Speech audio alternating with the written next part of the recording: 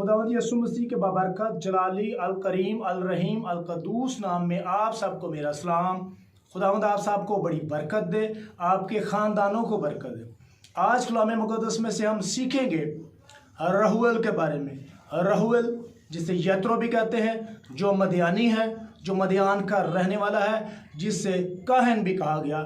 ये कौन है, इसके बारे में हम कलाम मुक़द्दस में से आज सीखेंगे। तो आप जितने भी लोग देख रहे हैं, सुन रहे हैं, वो कलाम मुक़द्दस को खोलेंगे मेरे साथ ताकि हम इसकी तिलावत कर सकें। कलाम मुक़द्दस में से खरूज की किताब निकालेंगे। खरूज की किताब उसका 3रा बाब और उसकी एक आयत है, पहली आयत।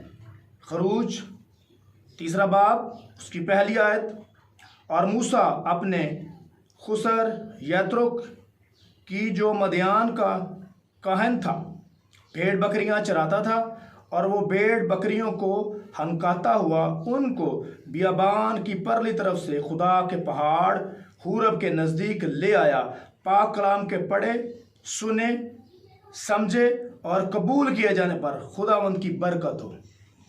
आज हम कलाम मुक़द्दस में से सीख रहे हैं रहुएल के बारे में, जिसे यत्रो भी कहा गया, जो मदियानी है और जो कहन भी है।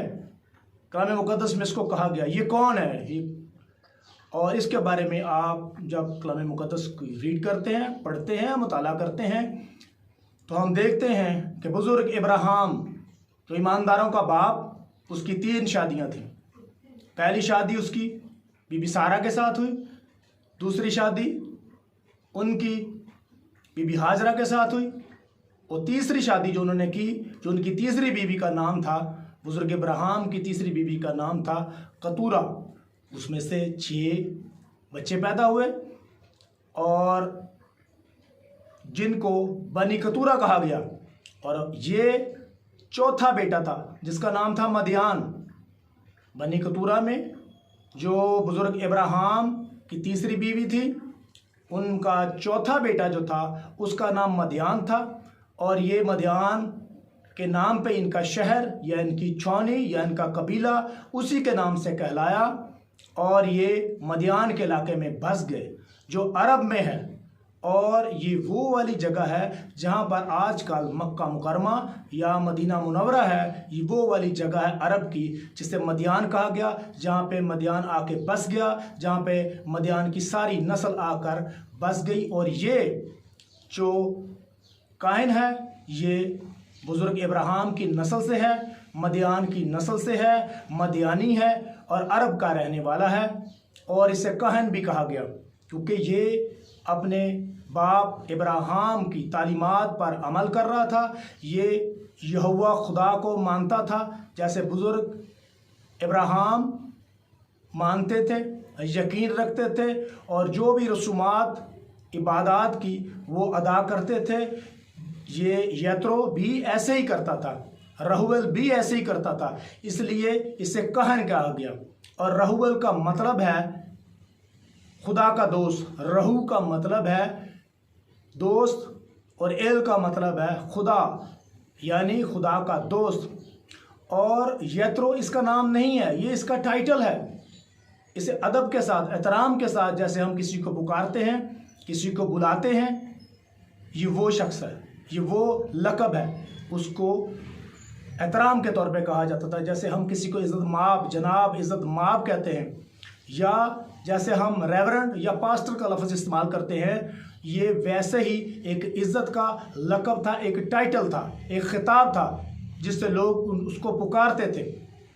और फिर हम जब देखते हैं कि बुज़ुर्ग मूसा को खुदा ने चुना, वो किस लिए चुना था? कि कौम बनी इसराइल को मिस्र में से निकाल कर, मिस्र की गुलामी में से निकाल कर उनको मुल्क कनान में लेके जाए, जिसका वादा खुदा ने बुज़ुर्ग इब्राहिम से किया था।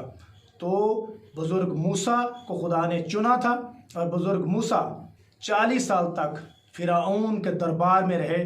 उन्होंने वहाँ पे तालीम और तरबियत हासिल की और महल के अदब अदाब भी सीखे।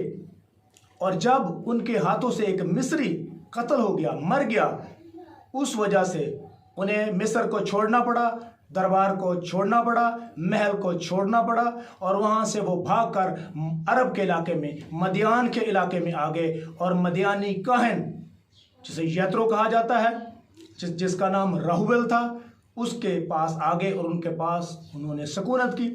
और ये कहानत का काम करता था। यत्रो रहुबल जिसे कहा जाता है, जिसका नाम रहुबल है, वो वहाँ पर काहिन था और उस काहिन की 7 बेटियां थी और एक बेटी जिसका नाम सफूरा था, वो उसने ब्याह दी बुजुर्ग मूसा के साथ और इस तरह ये बुजुर्ग मूसा का ससुर भी बन गया।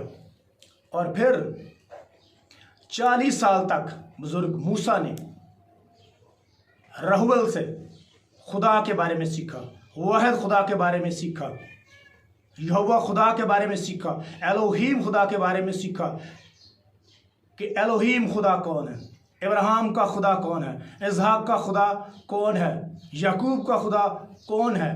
ये सारी तालीम और तरबियत बुजुर्ग मूसा ने रहुबल से, जो काहिन था, उससे सीखा था और वो उसका बुजुर्ग मूसा का उस्ताद भी बन गया और बुजुर्ग मूसा का ससुर भी बन गया। इसलिए बुजुर्ग मूसा उसका एहतराम भी करते थे और उनकी इज़्ज़त भी करते थे, क्योंकि उनका वो ससुर भी था और उनका उस्ताद था, जिससे उन्होंने 40 साल में खुदा के बारे में, यहोवा खुदा के बारे में तालीम और तरबियत हासिल की, एल खुदा के बारे में, एलोहीम खुदा के बारे में तालीम और तरबियत हासिल की।